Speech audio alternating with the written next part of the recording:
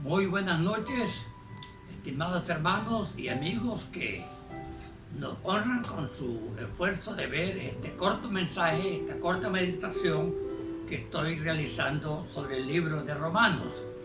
Apenas vamos por el capítulo 2 y vamos a continuar ahí hoy del 12 al 16. Muy rápidamente, porque el tiempo es traicionero, vamos a tratar de cubrir esa parte que es la parte que cubre o cumple con la descripción del juicio de Dios sobre el pecado de la humanidad. Dice el verso 12, porque todos los que sin ley han pecado, sin ley también perecerán. Y todos los que bajo la ley han pecado, por la ley serán juzgados. En otras palabras, este versículo nos enseña que independientemente a si tenemos la ley de Dios, como la tuvo el pueblo judío, de todas maneras, aún los que no recibieron la ley a manera de Israel, a través de Moisés, simplemente cuando hacen lo incorrecto, aún sin tener ley, se les acusa de pecado. Y cuando hacen lo correcto, lo justo, lo bueno, lo agradable a Dios, aún sin tener ley, se les califica como algo bueno, positivo, digno de alabanza. De tal manera que Dios es justo, porque la ley fue dada al hombre para demostrar la realidad de su naturaleza pecaminosa. El versículo 13 dice, porque no son los oidores de la ley los justos ante Dios, sino los hacedores de la ley serán justificados. En este pasaje, Pablo habla de la función de la ley en cuanto a la obediencia. Y en resumen dice que los que hacen la ley, los que cumplen la ley, serán justificados. El problema de este asunto es que la ley, aunque solo componía o se componía de 10 excelentes mandamientos, se enseñaba, o la Biblia enseña, que la ley es una unidad y no hay que violar los 10 mandamientos para ser responsable de la ley. El que la violare, dice San Pablo, en un ápice, en una causa muy pequeña, ya violó la ley.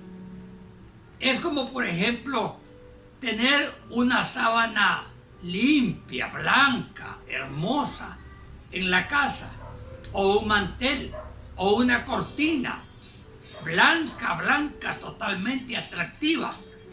Pero de repente llega un niño y le da un toque con un marcador rojo, verde, azul, negro. Aunque solo manche un poquito del mantel, la cortina o la sábana, ya esa sábana, ese trapo, no es limpio, porque ese toquecito chiquito que se le dio de mancha le quita la calidad de limpieza. Eso pasa con el pecado.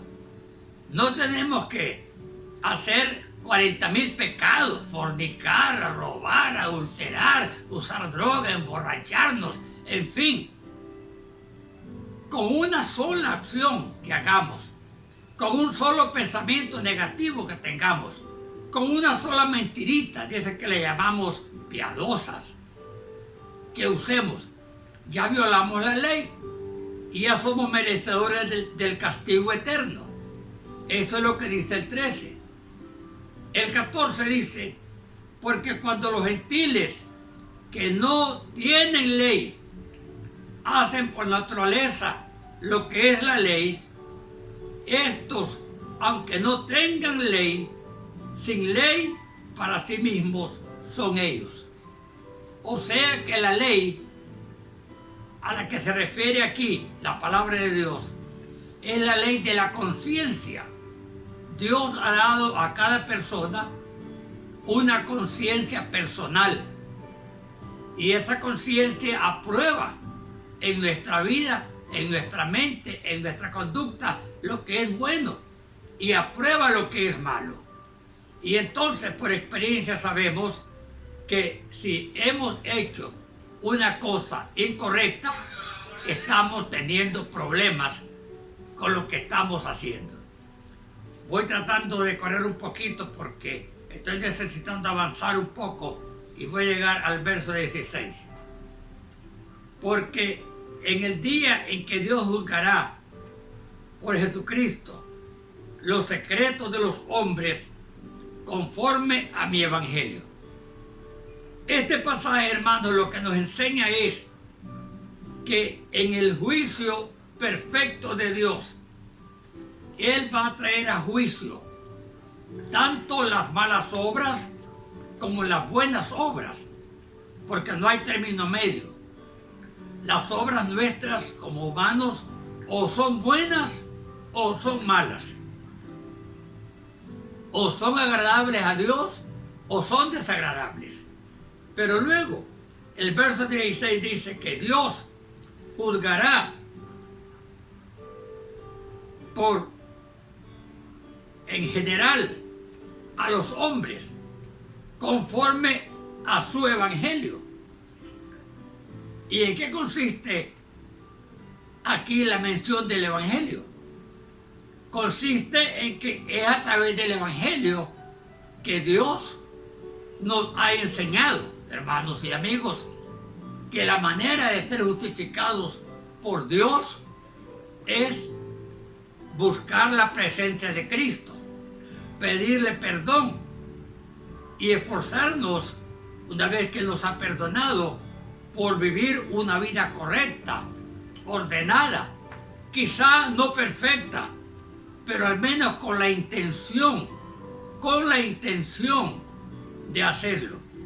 Por ejemplo, usted tiene un niño que usted le pide que se saque 100 en sus matemáticas, historia, gramática, estudios sociales, lo que sea.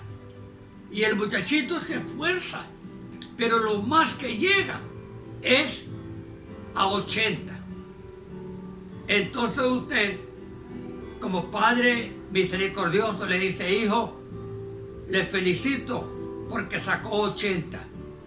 Siga luchando por sacar 100, pero si no llega, no se sienta culpable.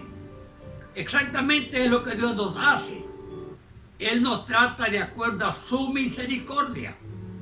Y Él ve en nosotros la intención que tenemos de hacer lo bueno. Y ve también la intención que tenemos de hacer lo malo. Y cuando depravadamente nos tiramos a la práctica del mal, Él nos lleva la cuenta. Eso es sencillo. Y cuando realmente decidimos buscar a Dios a través de Jesucristo, Él también hace algo.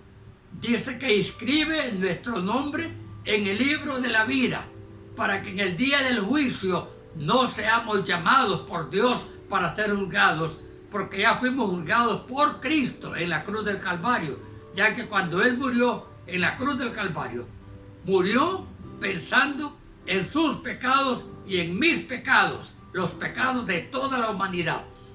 De tal manera que si el individuo muere y se va al infierno, no se va por culpa de Dios, se va por su determinada decisión de dureza de corazón, por no entregarse a Cristo y no creer la palabra de Dios.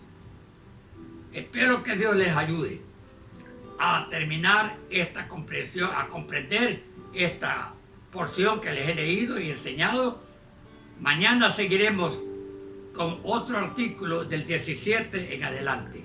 Pero déjenme tener una breve oración por ustedes. Dios, en esta hora te suplico que bendigas hagas razonar, hagas creer, hagas entender a los oyentes de este pequeño estudio y que nazca la fe en ellos, la confianza en ti, para que te busquen de todo corazón y sean salvos.